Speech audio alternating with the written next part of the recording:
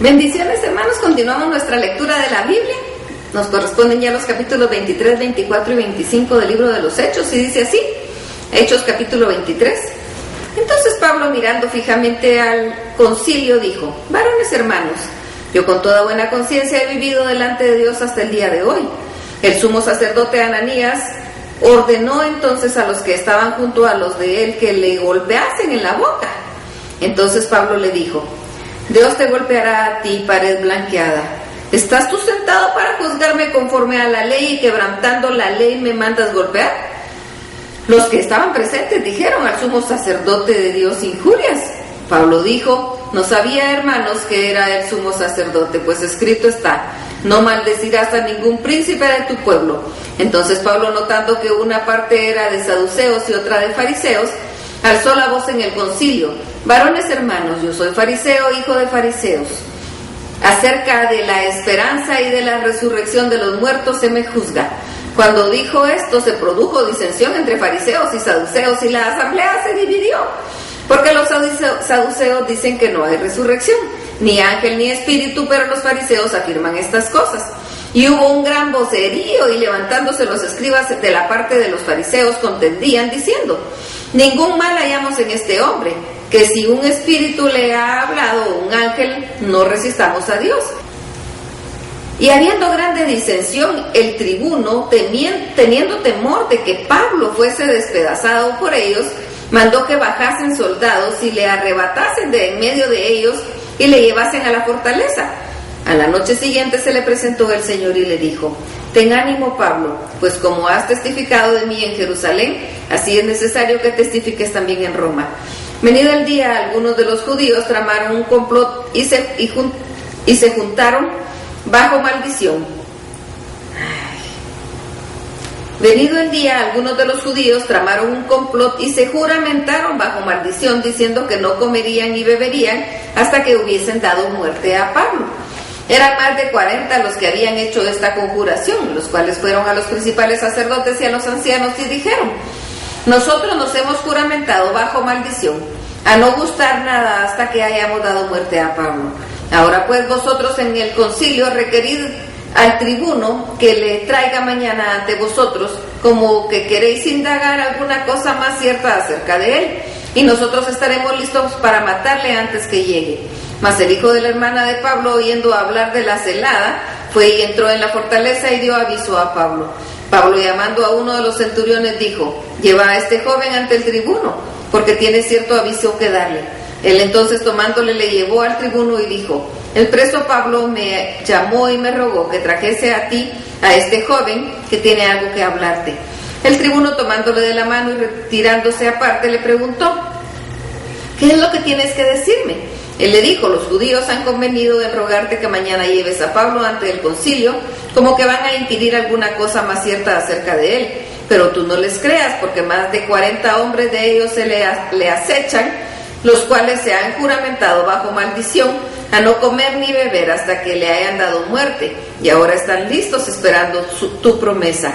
Entonces el tribuno despidió al joven, mandándole que a nadie dijese que le había dado aviso de esto.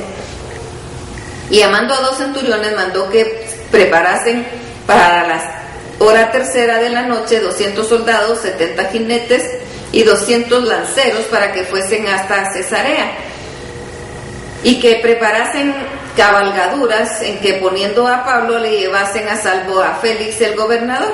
Y escribió una carta de estos términos: Claudio Lisias el gobernador Félix, salud. A este hombre aprehendido por los judíos y que iban ellos a matar, lo libré yo acudiendo con la tropa, habiendo sabido que era ciudadano romano, y queriendo saber la causa por la que le acusaban, le llevé al concilio de ellos. Y hallé que le acusan por cuestiones de la ley de ellos, pero que ningún delito tenía digno de muerte o de prisión. Pero al ser avisado de acechanzas que los judíos habían tendido contra este hombre, al punto le he enviado a ti, intimando también a los acusadores que tratan delante de ti lo que tengan que contra él. Pásalo bien. Y los soldados, tomando a Pablo como se los ordenó, le llevaron de noche a Antípatris.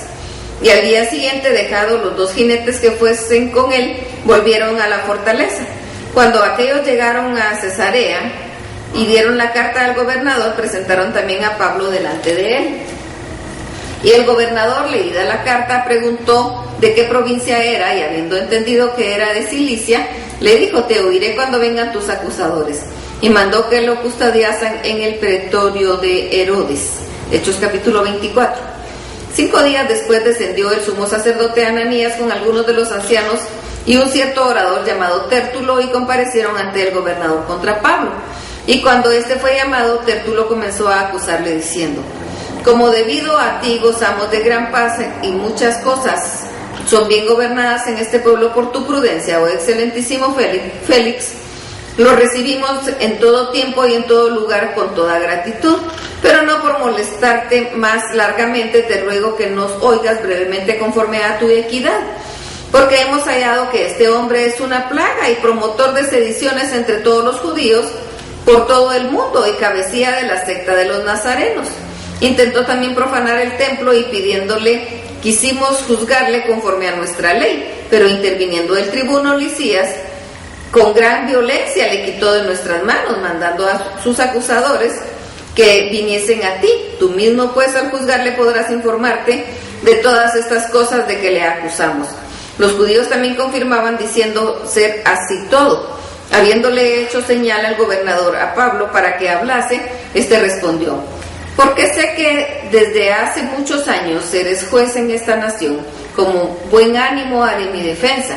Como tú puedes cerciorarte, no hace más de 12 días que subí a adorar a Jerusalén, y no me hallaron disputando con ninguno, ni amotinando a la multitud, ni en el templo, ni en la sinagoga, ni en la ciudad, ni te pueden probar las cosas que ahora me acusan.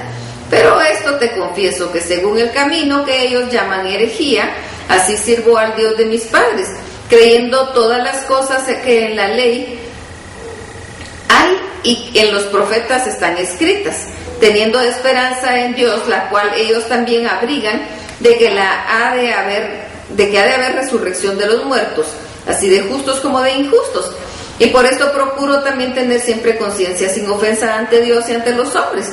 Pero pasados algunos años vine a hacer limosnas a mi nación y presentar ofrendas. Entonces estaba en ello cuando unos judíos de Asia me hallaron purificando en el templo, no con multitud ni con alboroto. Ellos debieran comparecer ante ti acusándome si contra mí tienen algo, o digan estos mismos si hallaron en mí alguna cosa mal hecha cuando comparecí ante el concilio, a no ser que estando delante de ellos prorrumpí en alta voz acerca de la resurrección de los muertos. Soy juzgado hoy por vosotros.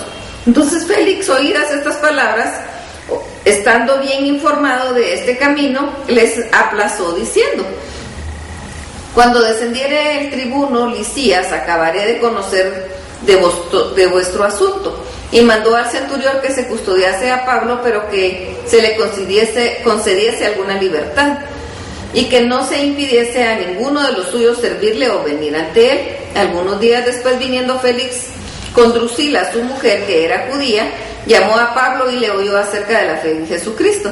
Pero al disertar Pablo acerca de la justicia, del dominio propio y del juicio venidero, Félix se espantó y dijo: ahora vete, por cuanto tenga oportunidad te llamaré. Esperaba también con esto que Pablo le diera dinero para que le soltase, por lo cual muchas veces lo hacía venir y hablaba con él.